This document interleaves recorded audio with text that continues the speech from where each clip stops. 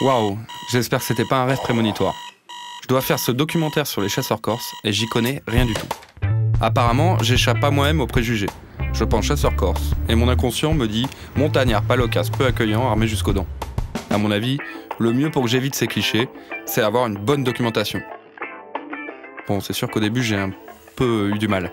Et puis, je suis tombé sur la Bible, la référence en la matière, la chasse en Corse. Au moins, c'est clair. Dans ce bouquin, je trouve tout ce qu'il me faut, et même un peu plus. La chasse y est décrite comme un des piliers de l'histoire corse. Malheureusement, cette tradition semble avoir disparu, rayée de la carte. Il me faut un contact. L'article sur les chiens dans l'île est très intéressant. J'essaye d'appeler l'auteur, Jean-Joseph Franqui. Là, incroyable, le gars qui ne m'a jamais vu m'invite directement chez lui à Lopigna, un petit village au-dessus d'Ajaccio. Oui. D'après lui, je verrai bien par moi-même s'il reste encore des traditions liées au maquis. En fin de saison. Bah écoutez, à bientôt alors. À bientôt. Au revoir.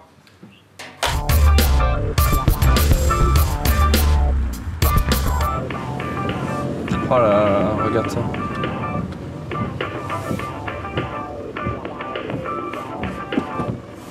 Bienvenue. C'est pas mal comme enseigne, tu sais. Bonjour. Voilà, l'Opinion. Avec son clocher. C'est 80 habitants et c'est 300 chiens de chasse. Bonne proportion.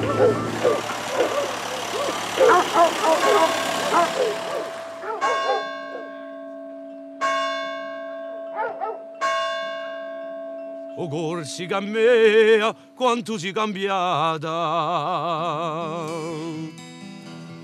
C'est toute una bene. L'Opigna s'en sort bien par rapport aux autres villages de la vallée. Il y a encore un petit peu de vie.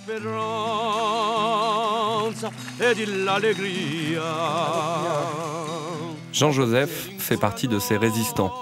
Poète, écrivain, chansonnier, linguiste ou animateur radio, je n'ai toujours pas compris ce qu'il faisait exactement.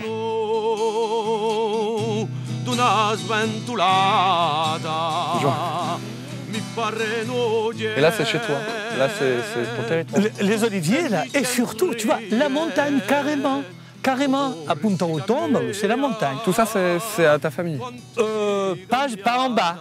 Le sommet, et puis derrière jusqu'à la route. Ah ouais, et alors, mon père, qui était boiteux, il avait une jambe beaucoup plus courte que l'autre, et jusqu'à 80 ans, il montait là-haut. Tu vois, cette côte-là, ce coteau, on plantait du blé. Non, t'imagines, du blé. On labourait comme ça, avec des...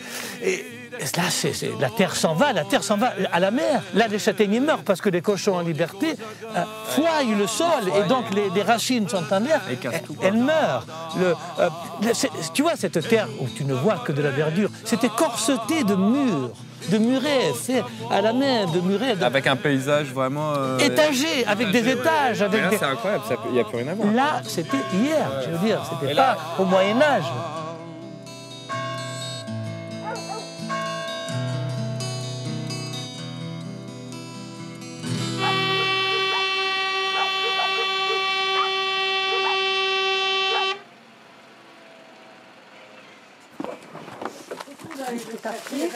Les glaces, vous les avez par là. De l'autre côté. Ah, nous avons ce petit monsieur qui est très gentil. Personnellement, je trouve gentil et sérieux dans son travail, sauf quand le camion est en panne, alors là, on se fait. De toute façon, nous avons toujours des réserves dans les congélateurs. Moi, vous voyez, je suis restée 40 ans au continent. Je viens de Paris, je suis à la retraite. Je suis arrivée ici il y a une vingtaine d'années, c'était mieux que maintenant. Maintenant, nous sommes complètement abandonnés. Et tous les villages sont comme nous.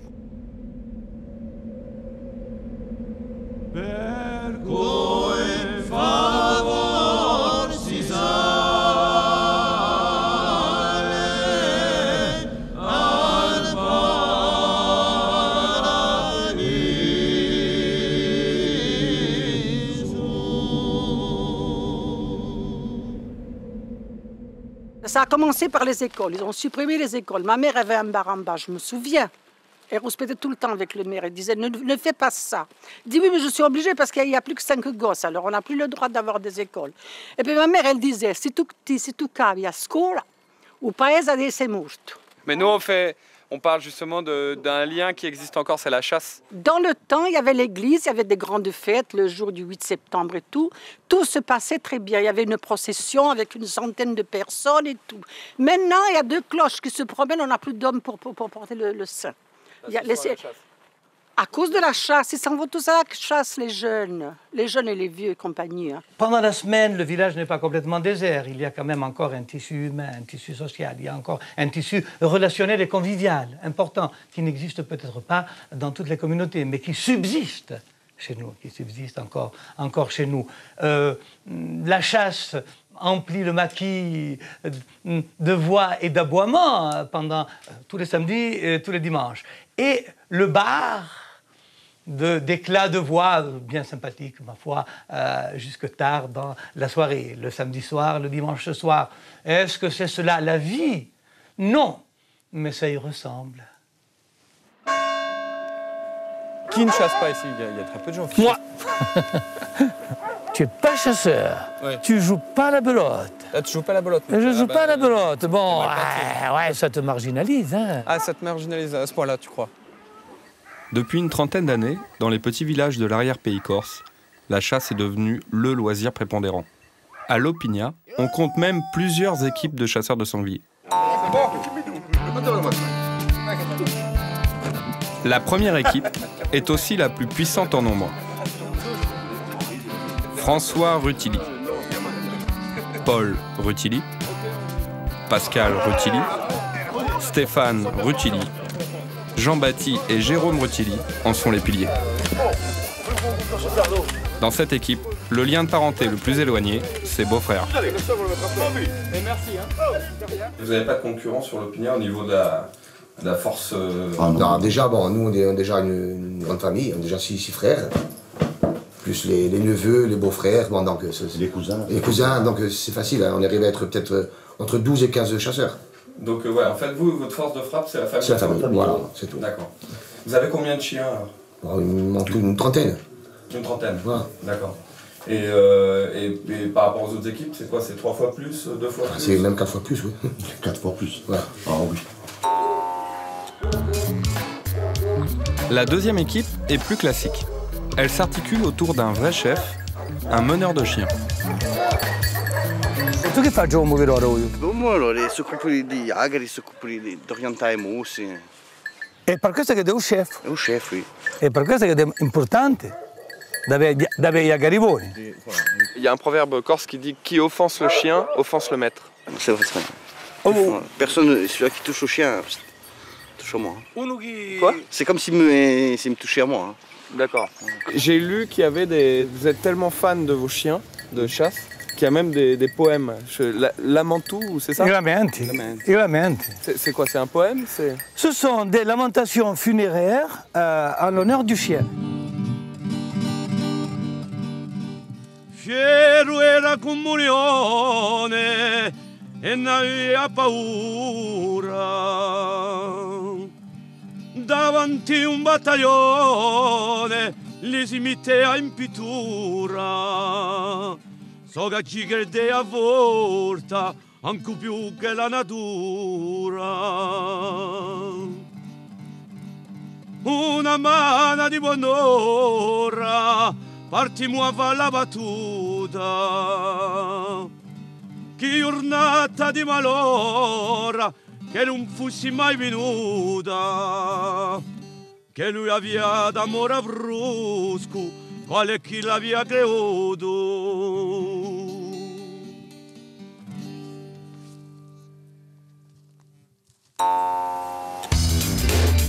La troisième équipe tourne autour de Pierre, qui fait équipe avec lui-même. L'image d'Épinal du berger corse solitaire. Vous chassez un petit peu comme on faisait avant? Comme avant, voilà. Avant, j'y allais une fois de temps en temps, ils n'y allaient pas tous les dimanches. Hein? Ouais, c'est ça. Parce que les gens travaillaient aussi. Hein? Pierre, pourquoi vous chassez pas avec les autres équipes?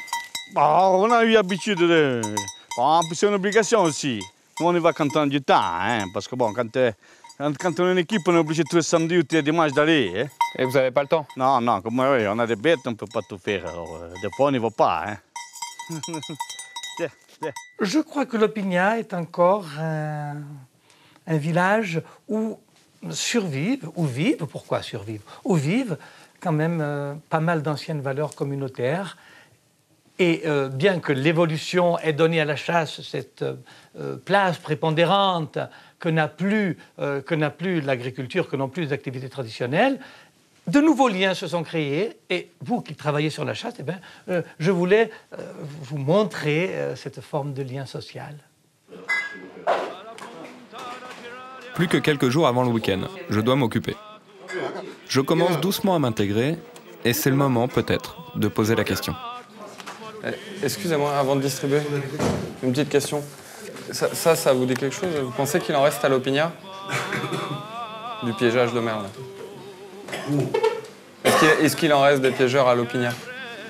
Des réponses vagues, normales, puisque c'est complètement interdit de piéger le merle. Hors caméra, on m'a quand même mis sur la voie. Oui, il y en a tous les mètres. Vous en avez combien comme ça? Là, il doit y en avoir cette année 400, 450, pas plus. D'accord. Pas plus? Non, je n'ai pas mis beaucoup cette année. Non, on l'entend.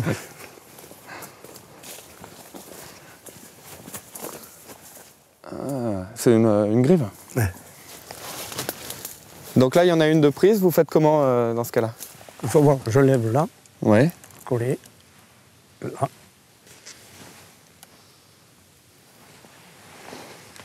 Là, donc, il y en a d'autres encore. Le piégeage des turlidés, les grives et les merles, est une vieille tradition corse. Monsieur habitant le village de est très fier de me montrer sa science du piégeage. Son sentier part du chemin de jusqu'à celui de un loisir vraiment sympa, mais complètement illégal. Et à la fin, vous camouflez avec une branche? Pour que le merle ne se pose pas là. Parce qu'en fait, il n'y a pas d'appât. Non. Vous n'utilisez pas d'appât, juste la connaissance de l'oiseau. Quand il vient se poser là, il a déjà la tête dedans. Ouais. Vous en avez eu jusqu'à combien, comme ça, des lacets? Ouais. 12 000. 12 000. 12 000. Et ça vous prenait combien de temps pour faire tout le chemin? J'en faisais la moitié jour, la moitié une autre, il me fallait la journée complète. Donc il vous fallait 2 jours pour relever tous les pièges? Oui. Mais vous vendiez en fait votre gibier, c'est ça? Oui. Ah oui? Oui, il y avait quelqu'un qui venait les prendre 2 fois par semaine. Il venait prendre le merle. Ceux qui avaient merle, pigeon, ramassaient tout. Ah, parce qu'il n'y avait pas que les merles. Et ils en faisaient quoi de tous ces merles? Pâté. Du pâté. Du pâté. Oui. C'était une spécialité corse, le pâté de merle. Oui. Et après, ils ont changé. Ils ont mis le pâté de Sansonnet. D'accord. Parce qu'en fait, c'était toujours du merle. Toujours. D'accord. Ça fait combien de temps que vous faites? Depuis l'âge de 12 ans. Et aujourd'hui, en fait, maintenant, c'est... C'est interdit, ils ne veulent plus. Vous continuez, pourquoi? Parce que ça vous... Un plaisir pour ne pas rester à la maison. Il y en a beaucoup, tu vois, à droite, à gauche. Est-ce que pour vous, vous êtes un braconnier? Ah, il y en a qui le disent. Mais vous? Ça, c'est pas un braconnage, ça a toujours existé, ça. La notion de braconnage, maintenant peut-être, mais à l'époque, ils n'avaient pas de notion de braconner. Bon, c'était comme ça. Ça avait toujours été pratiqué, donc... Ça faisait partie des mœurs. Et des besoins. Et des besoins. Et des besoins. Et des besoins. Des besoins.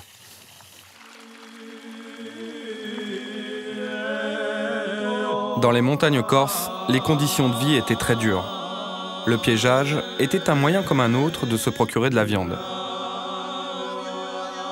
Le merle était un gibier qu'on offrait aux nécessiteux, aux veufs de guerre. Avec l'avènement d'une petite industrie du pâté, certaines familles en ont fait profession. Encore fallait-il se procurer les crins de chevaux pour fabriquer les lacets. À l'Opigna comme ailleurs, le cavalier de passage était mis à contribution. Tu sais comment ils faisaient? Alors, regarde, ils prenaient la queue du cheval, regarde. Ils prenaient la queue du cheval, ils disaient, mais vite, hein, vite. Et quand ils arrivaient au mognon, rap, il coupait, la mettait derrière, et puis il se cassait, que les autres ne le voyaient pas, mais voilà, et puis il s'en allait. Et voilà, le cheval, et après on le voyait, le cheval, il avait la moitié de la queue arrachée. Hein.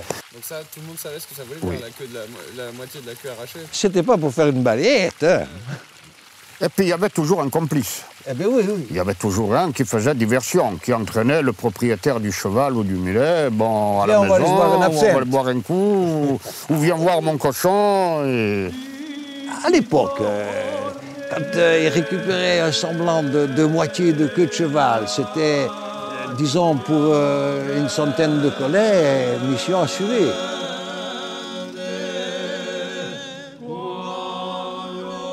Certaines chasses traditionnelles et illicites sont toujours pratiquées, même si elles sont en voie de disparition. D'autres ne sont déjà plus que des souvenirs. Les hommes du Haut-Taravou étaient les seuls en Corse à pratiquer une chasse des plus étonnantes. François est un des derniers à en maîtriser encore les gestes.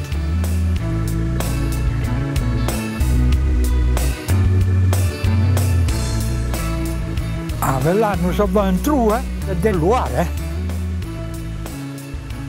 J'ai cru comprendre qu'ici, vous les mangiez, les lois? Eh oui, c'est délicat comme chair.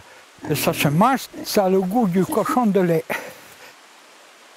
C'est plus fin que le petit cochon de lait.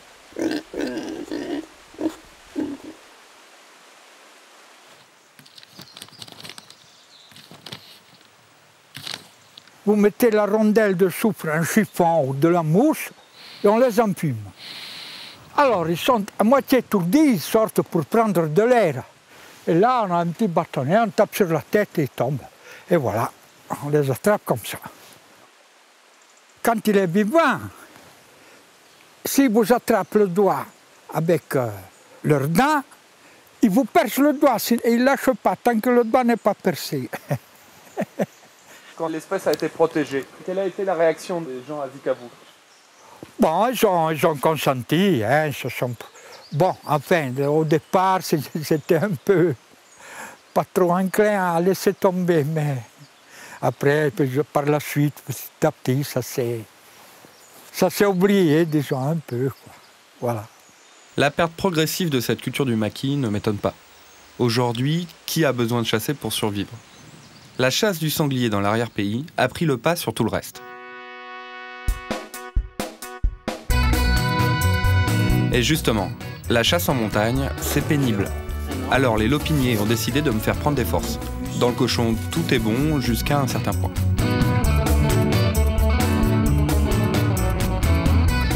Saucisson. Ok. Ça, c'est du fucatil. Ok. Fucatil. Ça, saucisson. Ça, c'est du fucatil. Faites-moi ou deux saucissons. Rien du tout, non. Ça, c'est du pâté de tête de sanglier. Du pâté de tête, mais de sanglier. Avec du sanglier, oui. Parce que celui qu'on a mangé tout à l'heure, c'est du cochon. Ouais, non, mais... Il a l'air juste encore... ouais. En même temps, on va se boire un verre de vin. Parce que si ce sont comme ça, il faut du vin avec, sinon non. D'accord, ouais, non, ça, on va finir ça. Enfin, c'est une obligation, il y en a des pires. Hein. Le cochon, ça va. Mais ce qui est dangereux, c'est ce qu'on boit avec. Ça donne un bon goût au vin en plus, l'idée. Non, c'est vrai, c'est vrai. Regarde, je vais te montrer ce qu'on boit. Mais regarde. Regarde bien, tu vas voir. Regarde là, mais ce qu'on boit. Mais regarde, tout toi.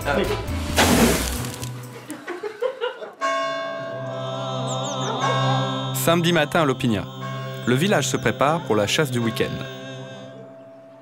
L'équipe Leka et les Rutili vont battre chacun leur bout de montagne. En revanche, regardez bien Pierre, c'est la dernière fois que vous le voyez. Un berger si occupé, j'ai jamais vu ça. On y va quand on a du temps, hein. On a des bêtes, on ne peut pas tout faire.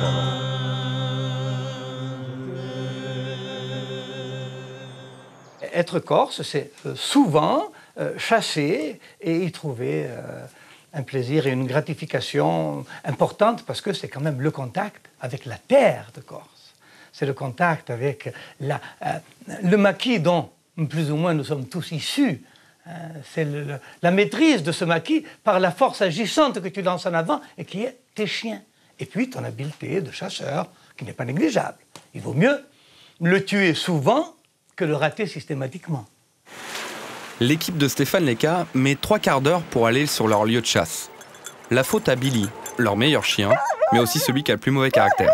C'est Billy, et il suit tout le temps la voiture comme ça. Il est allergique à la voiture.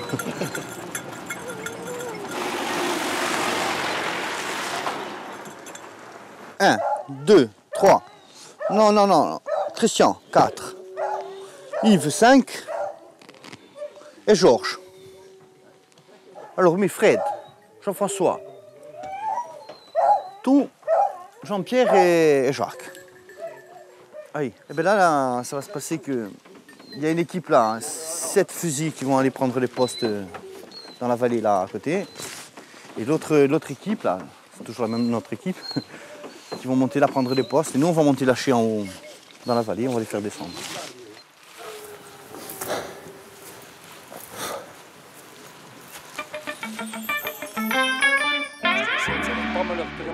Du côté des Rutilli, le choix des postes prend un peu plus de temps.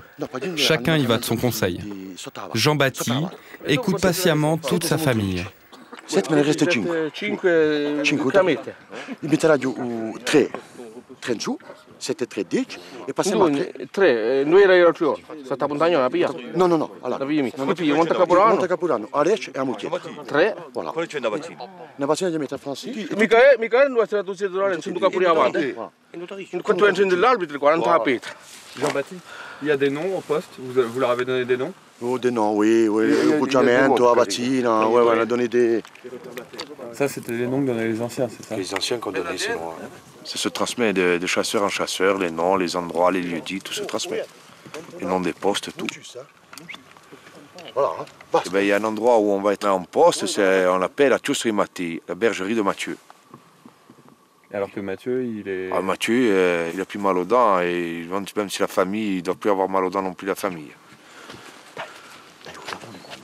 Vieni qui, ti metti qui, tiri qui, così tiri, concendi l'amica, sopra. Se tu sopra, là che va là, ti tiri in cacciata, mi fidati là. Ma attenzione qui così, e se prendendo perché i segnali ci sono.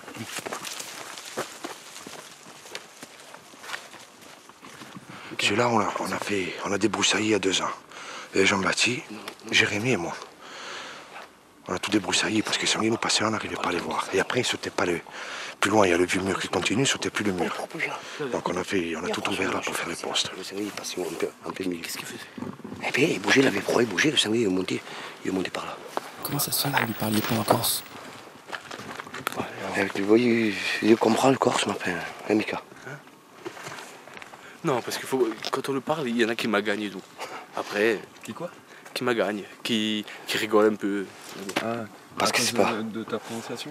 Ouais, non, mais il comprend, o capisce. Eh? Ah oui. Voilà, mais decollato barco, vous signalez, non bougeava. Vous signalez, decollato barco, tata. Il est sorti là, en Dakar. C'est pas normal.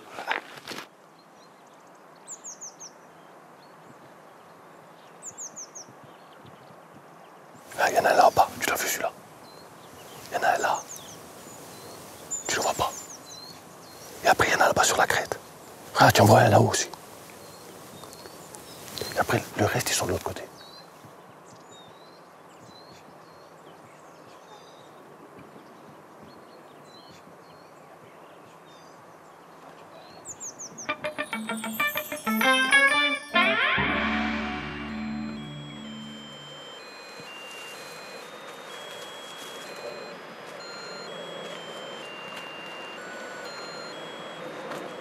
Alors là, comme on est à court de chasseurs et comme on n'est pas beaucoup, là c'est un passage, ou peut-être, on ne sait pas, mais c'est un passage. Alors, pour le faire retourner, on va y mettre quelque chose pour l'amuser. Et quand il entendra la musique, il va retourner. Voilà, on va le poser là.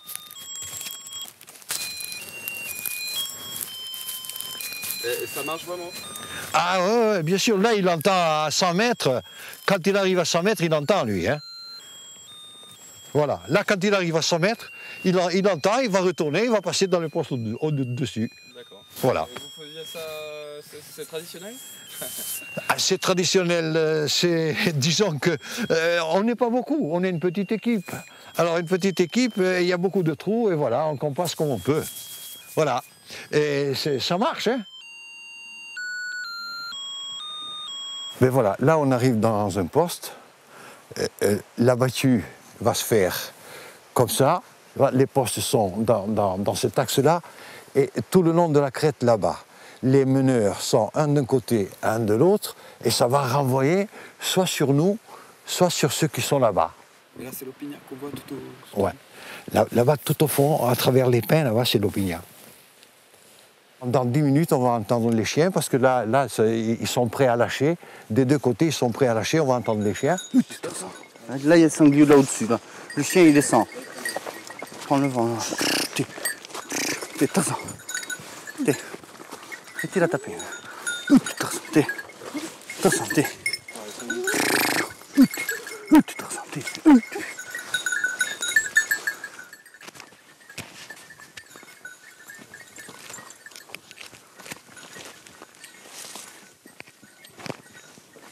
Là, je vais lâcher un chien, il y a des traces fraîches là. Alors, je vais le faire descendre là vers la direction des postes. Là. Allez, Tarzan. Ouais. Tiens, Ségolène, allez, tiens. Allez, Ségou. Là, ça commence, là, la piste. Hein.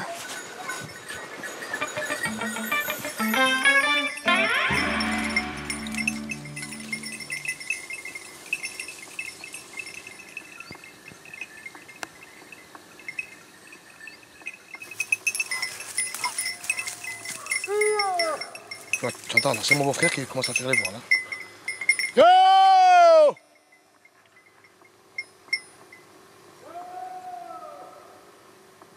Bon, donc il y a mon beau-frère Vincent qui va lâcher en bas. En contrebas.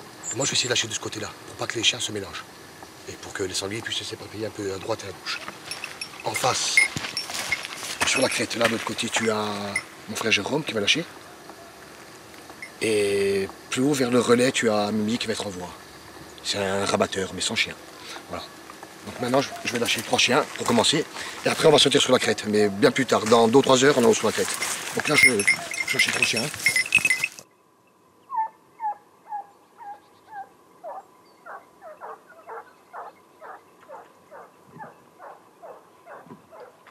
Il faut attendre au moins 6-7 heures. Ça dépend des battues. Il y a des battues qui vont vite, moi. Mais pas toutes.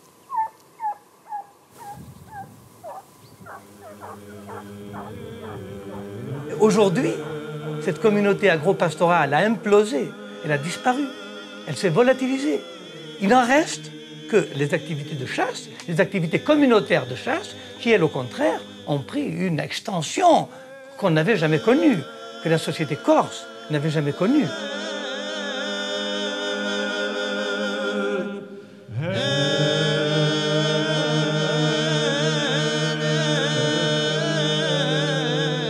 Et le dimanche, on allait faire une battue au sanglier. Mais je vous dis, il y avait à peu près 10 hommes, pas plus. Dans tout l'Opignac? À tout l'Opignac. Il n'y avait pas tous les chiens qu'il y a maintenant.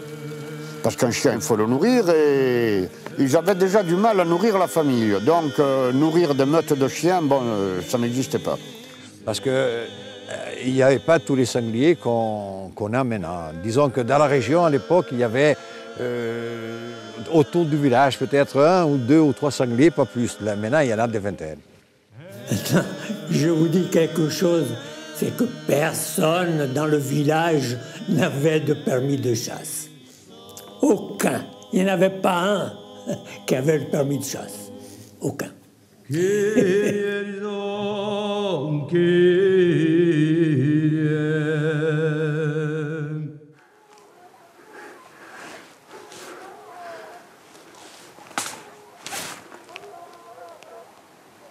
C'est pas loin.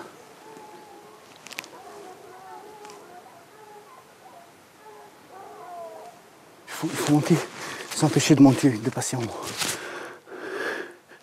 Enfin, on va monter en haut.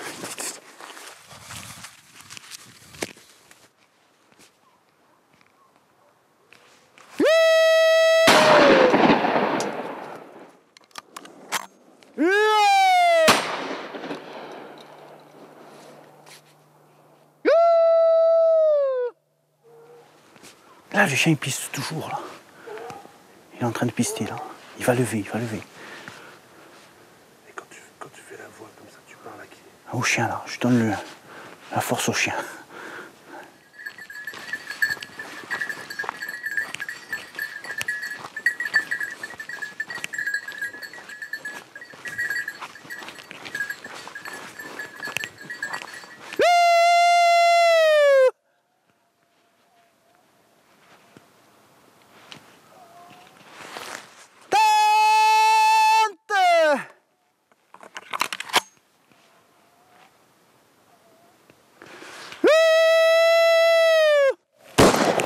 Il a dit attente. Attente en corse, ça veut dire attentif, fais attention. Et les coups qui sont après, c'est pour... Et les coups, c'est pour le faire partir. Là, normalement, il est parti. Là, ils sont encore dans le creux, on ne les entend pas, on les entend très mal.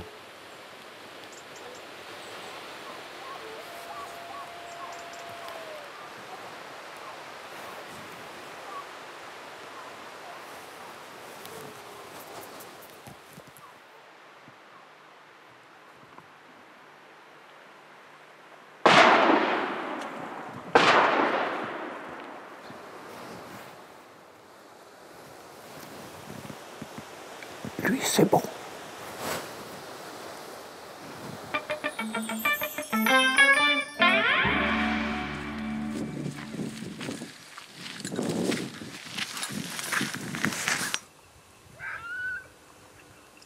Là, ils sont sur la trace. Hein. On n'entend pas trop bien parce qu'ils sont rentrés dans le vallon, là. Mais ça va arriver, ça va arriver. Bon, ça y est, c'est en place, ils l'ont trouvé.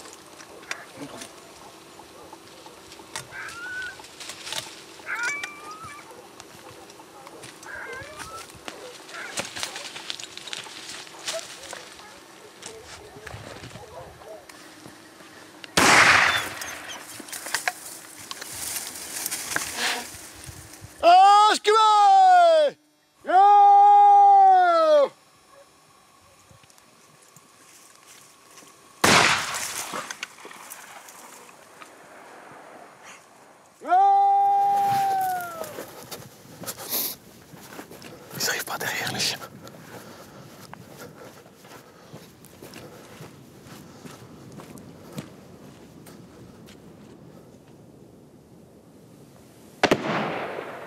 On ne te rend pas compte le sanglier où il est. Hein? Regarde le tir qu'il a fait. Ah, il a eu. Ah non. Ah, il a eu. Ah, voilà. C'est bon. Moi, il y a d'eau.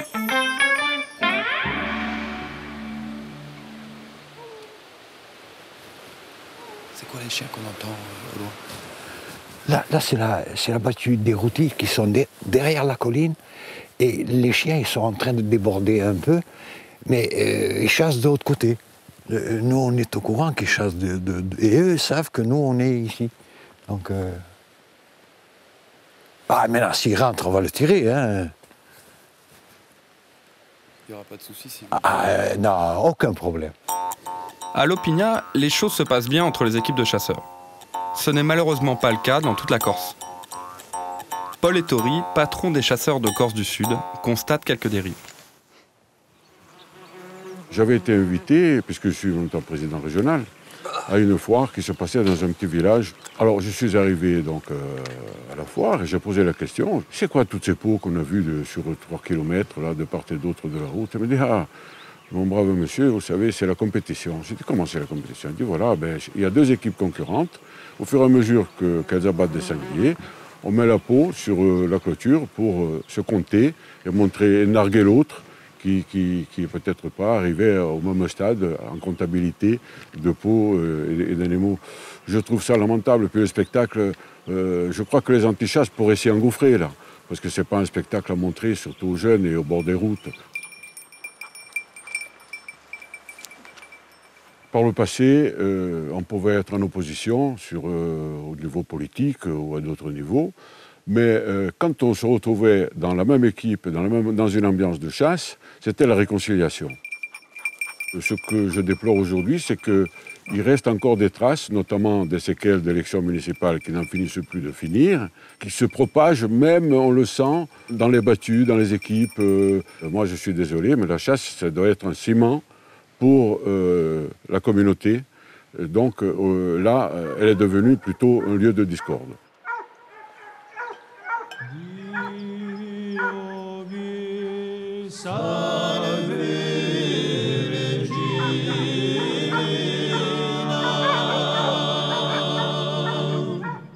Pour préserver la paix dans les villages, Paul a remis au goût du jour, après plusieurs décennies d'oubli, une procession religieuse pour la Saint-Hubert. Et je pensais qu'en faisant cette fête avec cette dimension régionale que je voulais donner, ça allait permettre, au-delà des politiques, de réconcilier également les chasseurs et les équipes entre elles. Et je crois que c'est un pari pratiquement réussi. Les armes sont dangereuses. Il y a souvent des morts. Et faire la démarche qui consiste à demander au Seigneur, dans cette activité qu'on va avoir et qui risque de mettre en danger la vie de certains, demander au Seigneur sa protection et sa bénédiction, moi ça me semble tout à fait louable, au contraire.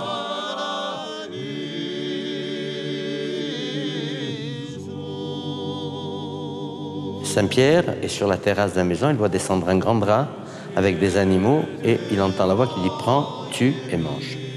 Donc dans la tradition chrétienne, il n'y a jamais eu d'interdiction de la mise à mort d'animaux. En revanche, dans l'esprit de saint François d'Assise, il y a le respect des animaux.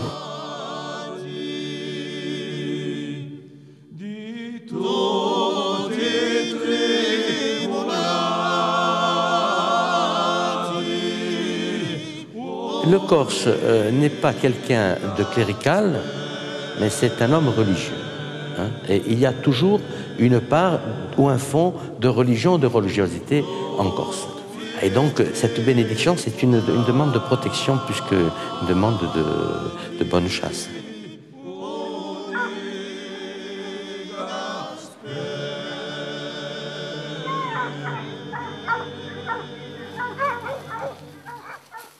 Ça, c'est un beau mâle. Hein. Enfin, il n'est pas énorme, mais enfin. Depuis ce matin qu'il le court. Si j'en t'allais faire rentrer au foutu, là. Ah, tu es fou. Enfin, le type, il tire, hein. Putain. Si tu le tires pas tout de suite, il vient dans les bras, le sanglier, non? Hein? Non. Mais descendez tous, les autres, là.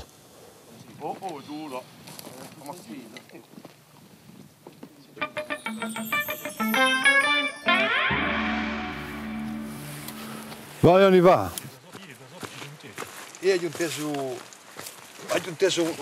prima aiutasse lui i colpi, poi dopo aiutasse un colpo, un po' più nudo, non hanno mica chiamato, e un masone che si è passato. Alors, comment il est celui-là? Ah, ben voilà, c'est un petit noir. Ça ressemble à un sanglier, ça. Qui c'est qui a tué? Yves. Ben, pianta che ti masci. Pianta che ti masci. Toccare mica subito a fare così, eh? Fada finito. Tu ne mi tombo così. Ah non, jamais. Gros comme ça, j'ai jamais tué. Voilà, c'est bien, c'est bien. Ah, io sto stavando quante mette dove volentieri quando... Il est beau, hein?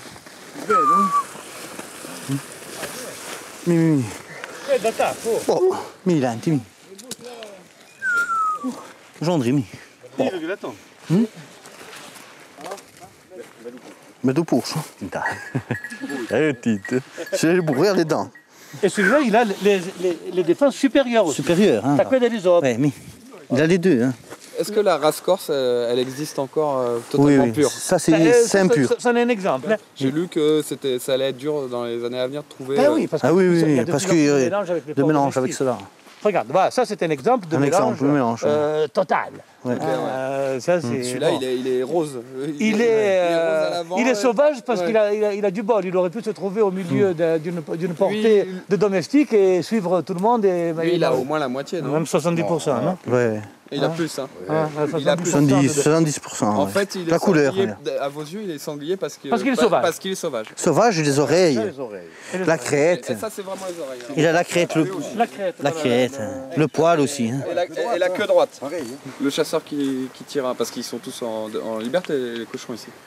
Je parle domestique. Oui. Qu'est-ce qui lui arrive? Il en parle? C'est la honte. C'est la honte, ça. Hein. On ne prend pas les pieds. Ça vous est jamais arrivé? Non, personne. Non, oui, d'accord. Si c'est arrivé, ils ne le disent pas. Hein. Non, même. Hein. Non. Mais c'est arrivé à un type dans le village et c'est devenu légendaire. Donc tu vois, malgré les centaines de cochons qui sont dans le maquis, un gars, une fois, a tiré un cochon domestique, on en parle encore 20 ans après. Il va plus à la chasse, hein, aussi. Dalla punta da Ceralia fino a Capo Bertusato, chi se ne trova più d'uno, cacciarore rinommato, Marucino alle maestro. So io che l'ho tombato.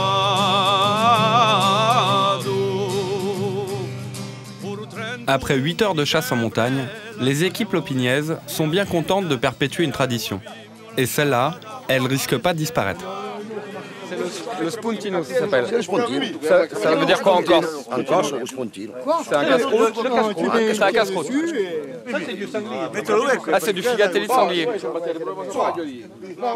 Ostia, non va mica di scopo. No, non è perché devi dire Non va mica di scopo, aspetta che fa l'arbitro. Fa arruste.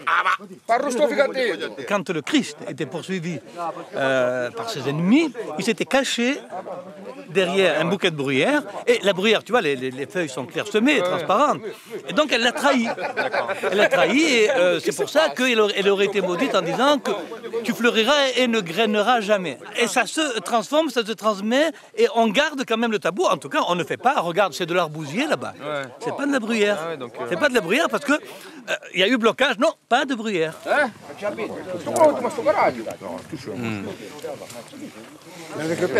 Tu devrais goûter, si tu avais le temps. Par rapport aux femmes, là, on est quand même dans une société masculine. Non, il y a, y a et au spuntino, on... S'il y avait des femmes, oui, ça, au spuntino, ça ne les a pas dérangé, mais elles ne viennent pas à la battue parce qu'elles n'ont rien à faire à la battue. Ok.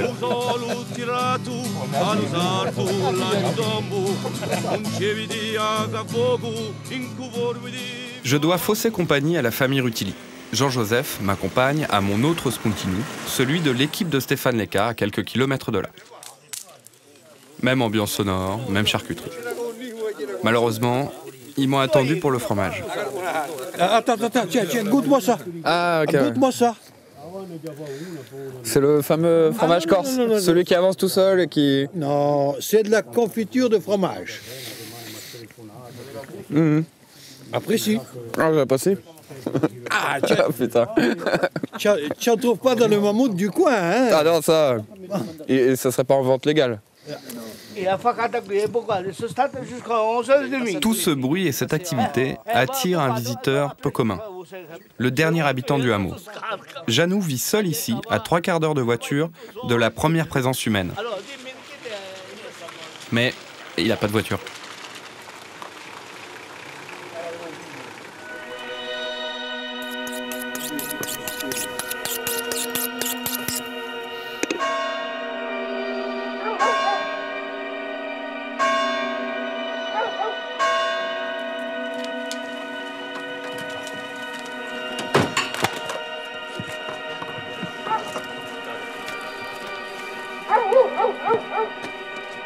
Bon, Romain, fais essayer de ne pas toucher les boyaux. Ouais.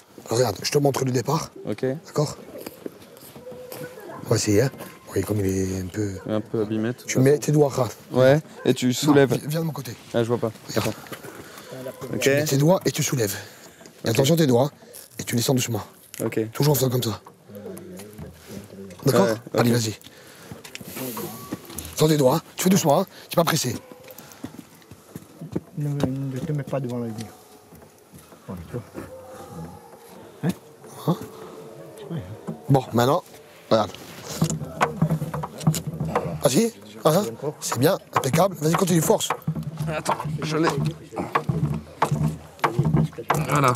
Vas-y, continue. Ah oui, d'accord, je vois ce que tu veux. Voilà, impeccable. Voilà, ça y est. Ok. Ça y est. Ouais. On met la table ou quoi? Quand même. Merci. C'est quoi ça? Oh, François. Du chêne épi. Mets la table. Du chêne épi? Non, mais c'est bon. Bon, bah, merci. Après.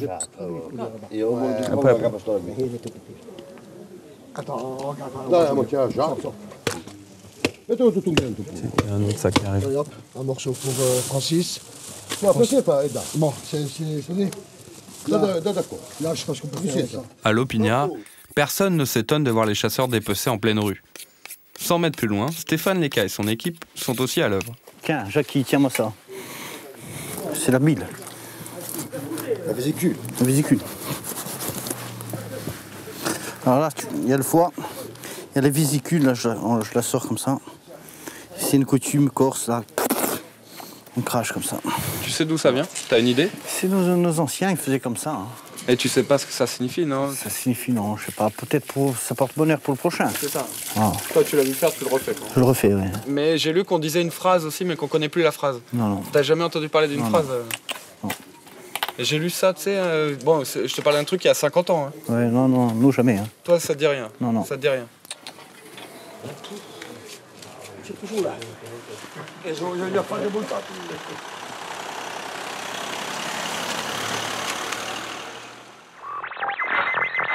Frequenza Mora, Est Cap Corse, 88.2. Frequenza Mora. Passez une bonne journée. Bonne journée à demain. À vous aussi. Au revoir. Buongiorno a tutti, ci ritroviamo insieme nel talon dei Frequenza Mora sino a 2 ore. Un mercoledì a sapete, in un gran piacere, dirigeva a Gian Giuseppe Pouvranchi. Buongiorno. Buongiorno, andiamo avanti e andiamo anche a squadra. Allora sono tracciati, mette, tutti imbrogli. Allora, tu la spieghi ai nostri amici, una squadra. Sentite, una squadra di televisione. Alors, senti, vous salutez. Bonjour, tout d'abord. Oui, bonjour. Je sais que vous n'entendez pas souvent du français dans cette émission. Donc, très rarement, oui. Voilà.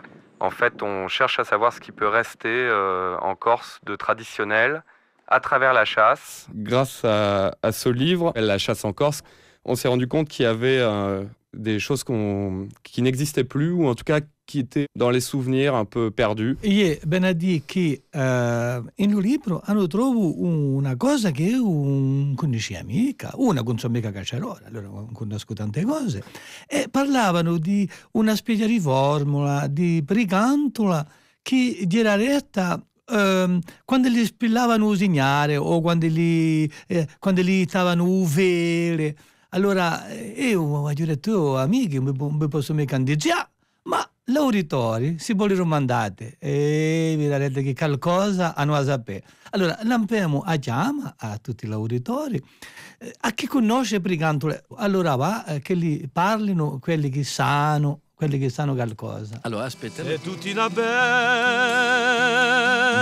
di quella sbarcata. Pedro Lucavi, il Noisot, Pedro, buongiorno.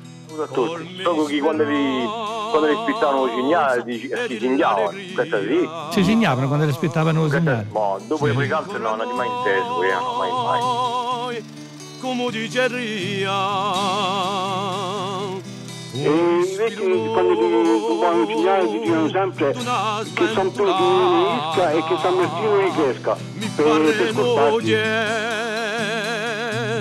Tutte ni centrie, o Corsica mia, quanto si cambiata.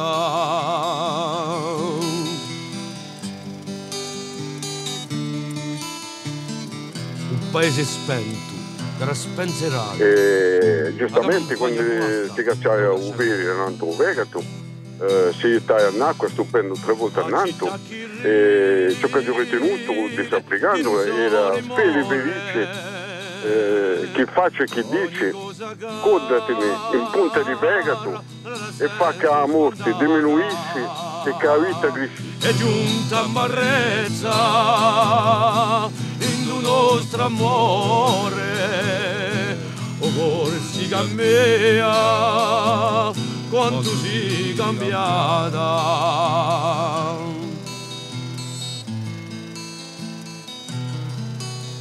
Ma sapete, sono come quello che cerca l'oro e che trova una pepita. È una meraviglia. È una meraviglia. No, ma guardate che siamo un pieno paganesimo romano.